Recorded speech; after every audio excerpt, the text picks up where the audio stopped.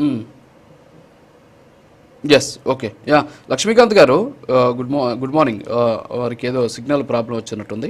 Yeah! Lakshmikanth గారు ఇప్పుడు ఏంటి అసలు ఈ వర్మకు సంబంధించినటువంటి ఇష్యూ?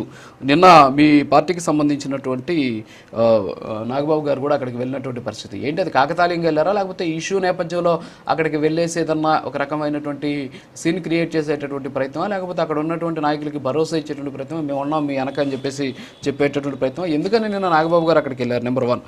నెంబర్ 2 అసలు వర్మ గారు చేసిన దాంట్లో తప్పే లేదు. సో ఆయన చేయడంలో ఆ విషయంలో తప్పు లేదు అని చెప్పేసి చెబుతూ ఉన్నటువంటి పరిస్థితి. సరే అందరూ కూడా చూశారు ఆయన ఏం మాట్లాడారో నిన్న చూసాం మనం. ఇప్పుడు ఏ పార్టీని ఎవరు గెలిపించారు? ఇందాక కృష్ణాంజనేయులు గారు చాలా స్పష్టంగా చెప్పారు. ఏమని చెప్పారంటే అక్కడ ఒక పార్టీ అభ్యర్థి గెలిచాడు అంటే అందరూ కలిసి గెలిపించారు. అక్కడ మేము గెలిపించాం అని ఎవరిని వాళ్ళు వేసుకోవడం కూడా కరెక్ట్ కాదనే అంశాన్ని కూడా వారు ఇందాక కరెక్ట్గా చెప్పినటువంటి పరిస్థితి. ఒకసారి ఆ వర్మ గారు నిన్న మాట్లాడినటువంటి అన్ని మాటలు కలిపి ఒక చిన్న వీడియో తయారు చేసాం. అదొక్కసారి చూసిన తర్వాత మీరు రియాక్ట్ అవ్వండి. ప్లీజ్ సార్ ఒకసారి అది ప్లే చేయండి.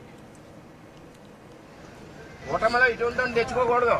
నీ ఎలక్షన్ నీకు ఎన్నుకోడు పొడిచి నీ ఎలక్షన్లో నీకు డబ్బు ఖర్చు పెట్టి నీ ఎలక్షన్లో నీకు మందు పోస్తే అటు పవన్ కళ్యాణ్కి ఇవన్నీ చెప్పకుండా జాయిన్ చేసి వేళ వెనకుండి ముట్టుకెళ్ళి తెలుగుదేశం పార్టీ మీద పడుతుంటే ఎవడు ఊరుకుంటాడు? పార్టీ ఏమి చేయదు. పార్టీ బలంగా ఉంది కాబట్టి 70-80 వేలు మెజార్టీ ఇచ్చాం. పార్టీ ఏమి వీక్గా ఏమి లేదు. రేపు నుంచి చెప్తాం మేము. చాలా టూ మచ్ గా ఉంది నియోజకవర్గంలో. మేము ఎక్కడ పుట్టి పెరిగాం, మేము ఎక్కడి నుంచో దత్తలు రాలేదు. ఇల్లు క్లాస్ ఎవరిని రానికుండా మీరు కాసేశారు. అందరూ గోలాడుతున్నారు అన్నగారు మా పరిస్థితి ఎలా ఉన్నారు.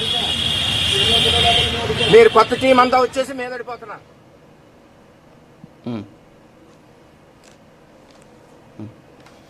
ఎస్ లక్ష్మీకాంత్ గారు ఇక్కడ చాలా స్పష్టంగా వర్మ గారు మాట్లాడడం జరిగింది. ఏంటంటే పెండం దొరబాబు గురించి ఆయన చెప్పారు. ఏంటి మీరు వైఎస్ఆర్ కాంగ్రెస్ పార్టీలో నుంచి జాయిన్ అయ్యి పవన్ కళ్యాణ్ ఓడించడం కోసం బ్యాక్ ఎండ్లో పనిచేశారు. మీరు కూడా ఈరోజు వచ్చి పడిపోతున్నారు. పార్టీని ఇక్కడ ఇన్ని సంవత్సరాల పాటు తెలుగుదేశం పార్టీలో మేము ఉంటే మీరు వేరే పార్టీలో నుంచి ఇక్కడికి వచ్చి మీరు పెత్తనం చెలాయిస్తున్నారు. ఎస్ ఆయన ఆవేదనలో ఖచ్చితంగా అర్థం ఉంది. ఎందుకంటే ఆయన తెలుగుదేశం పార్టీ కోసం ఆయన పనిచేస్తున్నాడు. గతంలో ఇండిపెండెంట్గా ఆయన అక్కడ గెలిచాడు. సో అప్పటి నుంచి ఆ నియోజకవర్గాన్ని నమ్ముకున్నటువంటి పర్సన్. అయితే ఇతర పార్టీల నుంచి వచ్చినటువంటి దొరబాబు లాంటి వాళ్ళు వచ్చేసి అక్కడ హడావుడి చేయడం ఖచ్చితంగా ఆయన జీర్ణించుకోలేనటువంటి పరిస్థితి. ఎవరికైనా మనిషి అనేటటువంటి ఎవరికైనా సరే ఆ కోపం రావడంలో తప్పులేదు. మరి అలాంటి పరిస్థితుల్లో ఈయన పెండం దొరబాబు కూడా ఆయన మీదకి అటాక్ చేసేటటువంటి మోడ్లో వెళ్ళడం ఏంటి? మీ పార్టీలో ఏమైనా కుట్ర జరుగుతుందని చూసుకోండి. ఫస్ట్ తెలుగుదేశం చేస్తుందా లేకపోతే వైసీపీ చేస్తుందా వర్మ స్ట్రాటజీలు అనేది పక్కన పెడితే మీ పార్టీలో ఏమైనా కుట్ర జరుగుతుందేమో లేకపోతే కావాలని ఏమైనా ఇదేమైనా క్రియేట్ చేస్తున్నామో ఒకసారి అది కూడా మీరు చూసుకోవాల్సినటువంటి అవసరం ఉంది. ఏమంటారు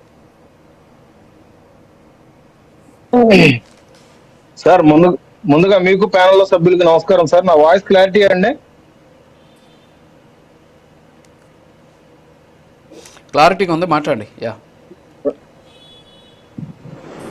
సార్ ఇక్కడ మొన్నైతే ఈ డిబేట్ విషయంలో అయితే మనం చాలా చర్చించుకున్నాము. నిన్న చంద్రబాబు నాయుడు గారు మాట్లాడిన తర్వాత ఆయన స్పందించిన తర్వాత జన సైనికులంతా కొంచెం సరే కూటమిలో ఏ భాగం అయినా కానీ సొంత పార్టీ నేత అయినా కానీ చంద్రబాబు నాయుడు గారు చర్య తీసుకుంటా అనడం ఏంటంటే నిజంగా ఆనందం